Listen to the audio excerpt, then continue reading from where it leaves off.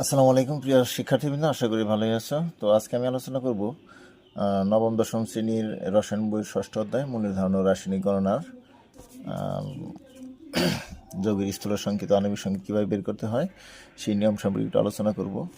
তো প্রথমে আমরা এখানে একটা অঙ্ক উঠিয়ে রেখেছি আমি। তো অঙ্কটা একটু দেখি। তো অঙ্কটা হলো যে একটি যৌগে, একটু ভালোভাবে দেখি, একটি যৌগে হাইড্রোজেন দেওয়া আছে 4.35%, কার্বন দেওয়া আছে 26.09% এবং অক্সিজেন দেওয়া আছে 69.55%। যৌগের আণবিক ভর দেওয়া আছে এখানে 46 এবং যৌগটির স্থূল সংকেত আণবিক সংকেত বের করো। অর্থাৎ আজকে আমরা যে নিয়মটা শিখবো সেটা হলো কোনো একটা যৌগের মধ্যে যে মৌলগুলো থাকবে সেই মৌলগুলোর শতকরা সংযুতি দেওয়া থাকবে, সেই শতকরা সংযুতি থেকে আমরা কিভাবে ওই যৌগটার সংকেত বের করতে পারি, অর্থাৎ স্থূল সংকেত বের করতে পারি, আণবিক সংকেত বের করতে পারি। যদি আমরা আণবিক সংকেত বের করতে হলে আমাদের প্রথমে স্থূল সংকেত বের হয়ে যায়, তারপরে আমি এখানে দুইটাই চাইছি, স্থূল সংকেত ও আণবিক সংকেত দুইটাই চাইছি। তো আমাদের অঙ্কের ডাক হলো এটা। তো আমরা এখন সমাধান করার চেষ্টা করব। তো এই শতকরা সংযুতি থেকে কীভাবে আমরা সংকেত বের করতে পারি, তার জন্য প্রথমে আমাদের যা করতে হবে সেটা হলো এই উত্তরটা কী হবে আমাদের। প্রথমে এই যে শতকরা সংযুতি আছে, এই শতকরা সংযুতিগুলোকে, অর্থাৎ প্রত্যেক মৌলের যে শতকরা সংযুতি আছে এদেরকে যার যার ভর দ্বারা ভাগ করতে হবে। অর্থাৎ এখানে হাইড্রোজেনের শতকরা সংযুতিকে হাইড্রোজেনের ভর দ্বারা ভাগ করতে হবে, কার্বনের শতকরা সংযুতি কার্বনের ভর দ্বারা ভাগ করতে হবে, আবার অক্সিজেনের শতকরা সংযুতি অক্সিজেনের নিজস্ব ভর দ্বারা ভাগ করতে হবে। তার জন্য আমরা প্রথমে যদি হাইড্রোজেনটা ধরি, আর এটা বাংলা আমরা লিখে দেবো এখানে যে প্রত্যেক মৌলের শতকরা সংযুতিকে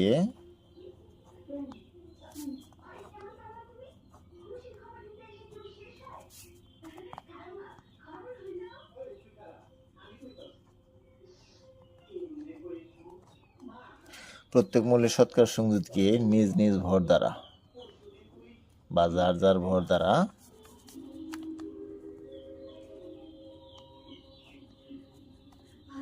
ভাগ করে পাই বা ভাগ করে পাই। আচ্ছা, আমরা এখন ভাগ করব।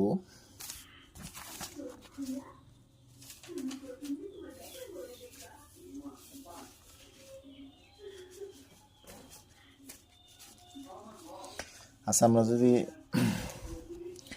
ভাগ করি তাহলে কি দেখতে পাই এখানে। এই ক্ষেত্রে হাইড্রোজেনের ক্ষেত্রে আমরা দেখছি যে হাইড্রোজেনের শতকরা সংযুতি, এবার হাইড্রোজেনটা বের করি। হাইড্রোজেনের হলো দেওয়া আছে কত, 4.35%। সেই ক্ষেত্রে আমরা 4.35কে আমরা হাইড্রোজেনের নিজস্ব একটা ভর আছে সেটা হলো 1, আমরা যদি ভাগ করি তাহলে যা আছে তাই থাকবে, 4.35। এবার হাইড্রোজেনের পর দেওয়া আছে কার্বন। এবার আমরা লিখব কার্বনের ক্ষেত্রে, কার্বনের শতকরা সংযুতি দেওয়া আছে 26.09। আমরা কার্বনের নিজস্ব ভর হলো, কার্বনের ভর হলো 12, এই 12 দিয়ে ভাগ করব। তাহলে কার্বনের 12 দিয়ে যদি আমি 26.09কে ভাগ করি তাহলে আমার সেই ক্ষেত্রে ভাগফল আসতেছে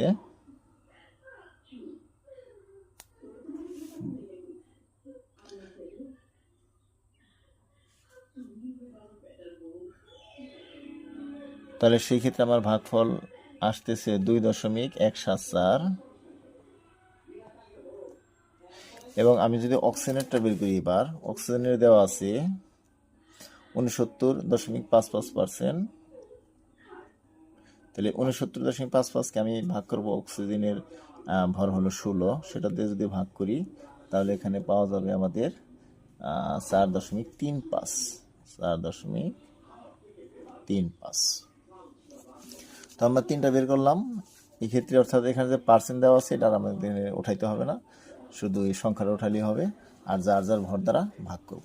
তাহলে আমরা এই হাইড্রোজেনের ক্ষেত্রে পেলাম 4.35, কার্বনের ক্ষেত্রে পেলাম 2.174, আর অক্সিজেনের ক্ষেত্রে পেলাম 4.35।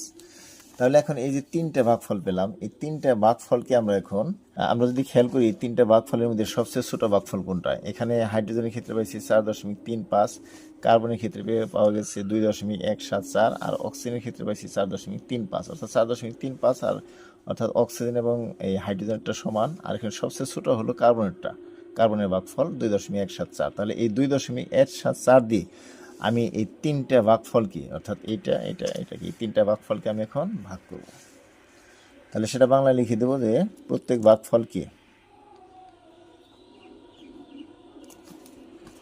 অর্থাৎ প্রত্যেক ভাগফলকে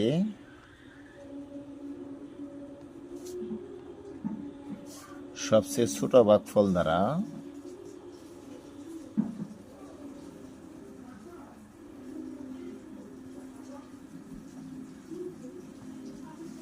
ভাগ করে পাই। তাহলে আমি এখন কি করব, এই তিনটা যে ভাগফল পেলাম এখানে সবচেয়ে ছোট ভাগফল হলো 2.174, এটা দ্বারা আমি প্রত্যেক ভাগফলকে ভাগ করব। তাহলে এবার দেখি হাইড্রোজেনের ক্ষেত্রে আমরা পেয়েছিলাম, হাইড্রোজেনের ক্ষেত্রে কি পেয়েছিলাম 4.35, ভাগফল ছিল 4.35, আর সবচেয়ে ছোট ভাগফল হলো এই তিনটার মধ্যে সবচেয়ে ছোট ভাগফল হলো কার্বনেরটা 2.174। এই 2.174 দিয়ে যদি ভাগ করি তাহলে আমাদের এখানে ভাগফল আসতেছে 2।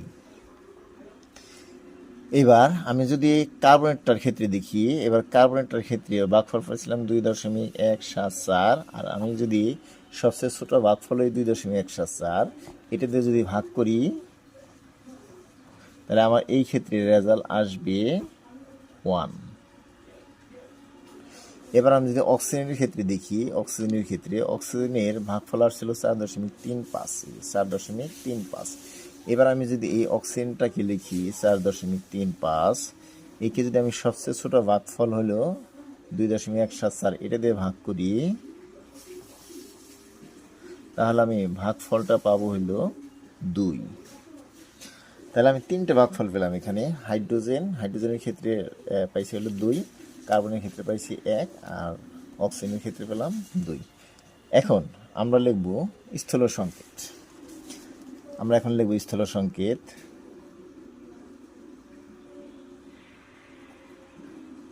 স্থূল সংকেতটা বের করতে পারি। তাহলে স্থূল সংকেতটা বের করার জন্য আমরা এই যে ডাকে চলে যাব অঙ্কের, এখানে কি দেওয়া আছে উদ্দীপকে দেওয়া আছে হলো হাইড্রোজেন এত %, অর্থাৎ সিরিয়ালি দেওয়া আছে হাইড্রোজেন, কার্বন, অক্সিজেন। এখানেও আমরা এই তিনটা মৌলকে সিরিয়ালি লিখবো, অর্থাৎ হাইড্রোজেন, কার্বন, অক্সিজেন। এখন খেয়াল করবো যে কোন মৌলটা কয়টা বের হয়েছে, যে ভাগফল, অর্থাৎ হাইড্রোজেন পাইছি আমরা এখানে, হাইড্রোজেন পাওয়া গেছে 2টা। তাহলে আমি এখানে লিখবো হাইড্রোজেনের ক্ষেত্রে হাইড্রোজেনের নিচে দেবো 2, আর কার্বন পাইছি 1, কাজে 1 দেওয়ার দরকার নাই কার্বনের নিচে, অর্থাৎ যে সংখ্যাটা পাইছি, যে মৌলের ক্ষেত্রে যে সংখ্যা পাইছি ওই সেই মৌলের নিচে ওই সংখ্যাটা বসিয়ে দেবো।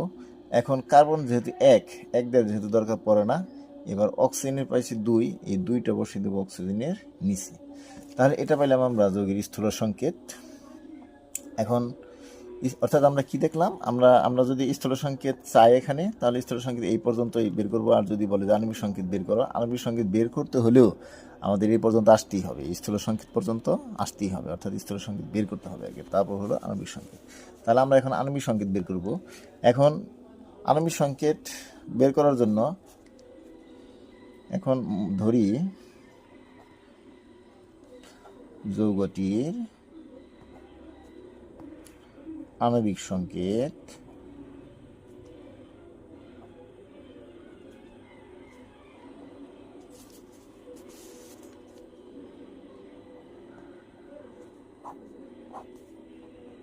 N ধরব। অর্থাৎ এখন আমরা স্থূল সংকেত যেহেতু বের করছি, আণবিক সংকেত বের করার জন্য আমরা ধরি যৌগটির আণবিক সংকেত এইটা, অর্থাৎ যে স্থূল সংকেতটা পাইছি, স্থূল সংকেত লিখে দেবো, ব্র্যাকেট দিয়ে বাহিরে N লিখে দেবো। N মানে বলতে বোঝায় এখানে মূল সংখ্যা, ঠিক আছে। আমরা পরবর্তীতে বলতেছি N মানে কি, N মানে এখানে মূল সংখ্যা বোঝায় সাধারণত। তাহলে আমরা স্থূল সংকেত যা পাইছি ধরি বা মনে করি যৌগটির আণবিক সংকেত হলো ওই যে স্থূল সংকেত যা পাইছি ওটা ব্র্যাকেট দিয়ে দেবো, তারপর বাহিরে দেবো N, ঠিক আছে। তো আমরা এই যে আণবিক সংকেত, এই আণবিক সংকেত থেকে আমরা সাধারণত আণবিক ভর পাই। তাহলে আমাদের আণবিক ভরটা কিন্তু এখানে দেওয়া আছে, এই যে যৌগটির আণবিক ভর দেওয়া আছে 46 গ্রাম। তাহলে এই আণবিক ভরটা পাওয়া যায় মূলত আণবিক সংকেত থেকে, এটা কিন্তু স্থূল সংকেত থেকে পাওয়া যায় না। তাহলে যেহেতু আণবিক ভর আণবিক সংকেত থেকে পাওয়া যায়, সুতরাং আমরা লিখতে পারি যে আণবিক সংকেত সমান আণবিক ভর। এখন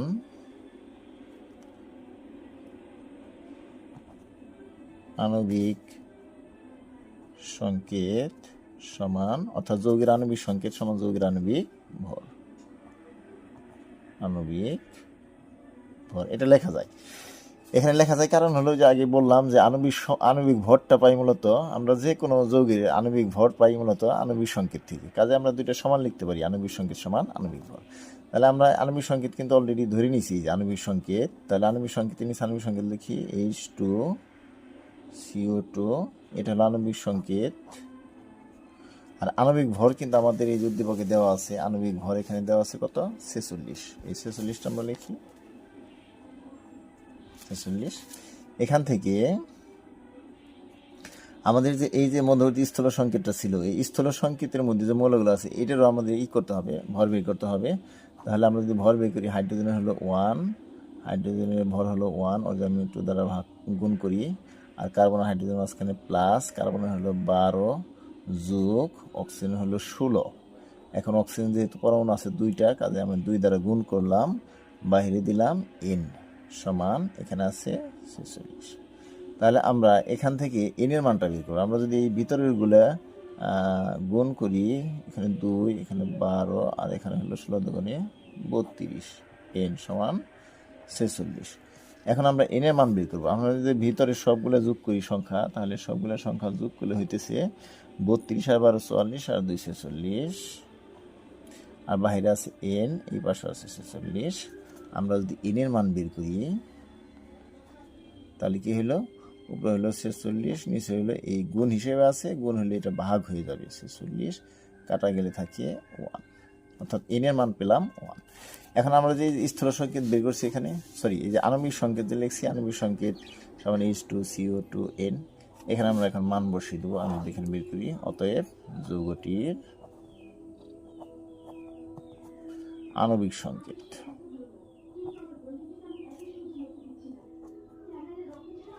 সংকেত H2CO2 বাইরে হলো n।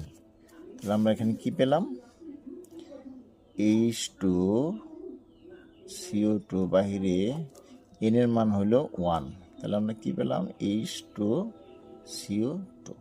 অর্থাৎ এই ক্ষেত্রে আমরা যৌগটি আণবিক সংকেতটা পাইছি H2CO2। অর্থাৎ যদি 1 এর জায়গায় আমার 2 বের হতো, n এর মান 2, তাহলে সেই ক্ষেত্রে এই 2 দ্বারা এই হাইড্রোজেনের নিচে যে 2 আছে তাই গুণ করতে হতো। তো হাইড্রোজেনের হতো 2 দুগুণে 4, কার্বনের হতো 2 এখানে, আর অক্সিজেনের হতো 2 দুগুণে 4। তো এইভাবে আমাদের যৌগটির আণবিক সংকেত বের করতে হয়। তো এই ক্ষেত্রে আণবিক সংকেত এবং স্থল সংকেত একই বের হয়েছে। এই যে যৌগটির স্থল সংকেত বের হয়েছে এটা, আণবিক সংকেত এটাই। তো আবার ভিন্ন হতে পারে বা একই হতে পারে, সেটা এই যৌগভেদে নির্ভর করবে। তো আমরা যদি এই পুরো এই অঙ্কটা আবার রিপিট করি, সেক্ষেত্রে দেখা যাচ্ছে যে এই উদ্দীপকটা দেওয়া আছে, উদ্দীপকের ক্ষেত্রে এই শতকরা সংযুতিগুলোকে আমরা কি করছি, যার যার ভর দ্বারা ভাগ করছি। এই যে প্রত্যেক মৌলের শতকরা সংযুতিকে নিজ নিজ ভর দ্বারা ভাগ করা হয়েছে। ভাগ করে 3টা ভাগফল পাইছি, যেখানে এটা আর অক্সিজেনের পাওয়া গেছে এটা। তো সবচেয়ে ছোট ভাগফল হলো এটা দ্বারা আবার সব ভাগফলকে আবার ভাগ করছি। যে প্রত্যেক ভাগফলকে সবচেয়ে ছোট ভাগফল দ্বারা ভাগ করে পাই। হাইড্রোজেনের পাওয়া গেছে 2, কার্বনের পাওয়া গেছে 1 এবং অক্সিজেনের পাওয়া গেছে 2। এখন আমরা স্থল সংকেত লিখছি, এই যে এখানে যে সিরিয়ালটা দেওয়া আছে হাইড্রোজেন, কার্বন, অক্সিজেন, এটা লেখার পর আমরা যার যার সংখ্যা বসিয়েছি। হাইড্রোজেনের 2 পাইছি, হাইড্রোজেন নিচে 2, কার্বনের 1 পাইছি, কার্বন নিচে 1, অক্সিজেনের 2 পাইছি, অক্সিজেন নিচে 2। এখন আমরা জানি আণবিক সংকেত বা এখানে যে আণবিক ভরটা দেওয়া আছে, আমরা জানি আণবিক ভর পাই সাধারণত আণবিক সংকেত থেকে, সেজন্য আণবিক সংকেত সমান আণবিক ভর লেখা যায়। এবার আণবিক সংকেতটা যে স্থল সংকেত দেওয়া আছে, আণবিক সংকেতটা ধরে নিছি, এখানে আণবিক সংকেতের বাইরে n দিয়ে সেটা আণবিক সংকেত ধরে নিছি। স্থল সংকেতের বাহিরে n দিয়ে আমরা আণবিক সংকেত বানিয়ে নিছি। এখন আণবিক সংকেত সমান লেখা যায় আণবিক ভর। এখন আণবিক সংকেতটা যেটা ধরে নিছি এটা লিখলাম। এখান থেকে আণবিক ভর ওই যে আমাদের উদ্দীপকে দেওয়া আছে 46। এখন এই যে এইটারও আমরা ভর বের করছি, যে ভিতরে যে H2CO2 আছে এটারও ভর বের করছি। ভর বের করে কত পাইছি, 46, আর বাহিরে আছে n। এখন n এর মান বের করছি এখান থেকে ভাগ করে 1। এখন যৌগটির স্থূল সংকেত আণবিক সংকেত, এই যেটা দেওয়া আছে আণবিক সংকেত, এখানে আমরা শুধু n এর মান বসিয়ে দিচ্ছি 1, আর 1 দ্বারা এগুলো গুণ করলে এটাই হয়। এটা হলো আমাদের আণবিক সংকেত। তো আমাদের যদি বুঝতে সমস্যা হয় অবশ্যই আমরা কমেন্ট করব, সেই ক্ষেত্রে আমি বুঝিয়ে দেওয়ার চেষ্টা করব যতটুকু সম্ভব। আজকে এই পর্যন্তই, সবাই ভালো থাকবো। তো আল্লাহ হাফিজ।